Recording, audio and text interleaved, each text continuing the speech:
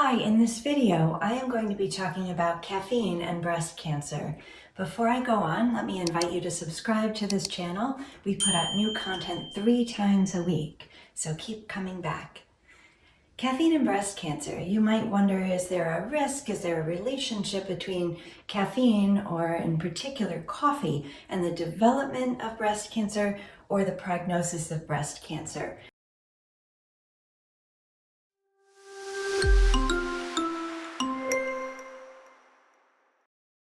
This is actually a pretty thorny area in our research. We see some studies indicating an increase in the risk of breast cancer, some showing no association between caffeine, in particular coffee, and breast cancer, and quite a few studies showing that coffee in particular may be protective against cancer, which is really interesting. Roasted coffee has not just caffeine in it, but many other compounds that we'll list here on the screen that may actually inhibit the division of abnormal cells, such as cancer cells.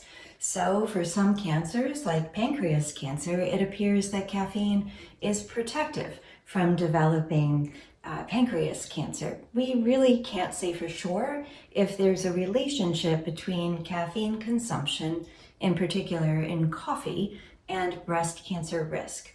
We do know that there is no known association between consuming caffeine, coffee, caffeine in other forms, and breast cancer outcome. So just because we don't have the data doesn't mean that it's there, not there, but if the risk literature is at all predictive, it appears that if anything, coffee in particular may be protective. All that is to say, I would not say if you're not a coffee drinker that you need to be a coffee drinker, but if you're curious about your daily coffee habit or other caffeine habit, it does not appear that it's deleterious or has a negative impact on your outcome. There are a few things, though, I would like to say about caffeine in particular, whether it's in coffee or soda or tea, or if you use energy drinks that have caffeine.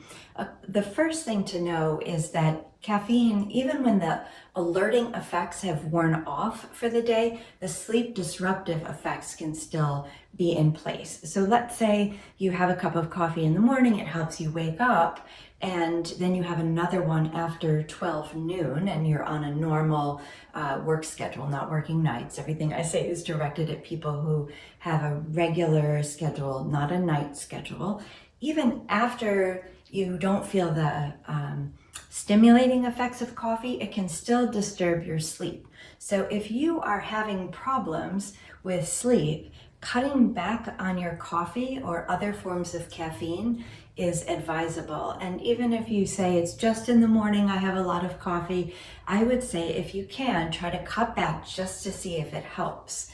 Caffeine can also make hot flashes worse. So if you're really struggling with hot flashes, you may want to look at how much caffeine you're having and limit it. Caffeine affects the blood vessels, and when blood vessels dilate and constrict, we can have hot flashes, hot flushes, and sweats. Some people find that migraines get better with caffeine, and it's actually been given intravenously to people with migraines because it changes the way blood vessels are dilating and constricting in the case of migraine headaches. So some people without their coffee will get a headache. Having the coffee can help that, and it's because of the impact on blood vessels. I'm bringing this up because blood vessels are what are affected with hot flashes and night sweats.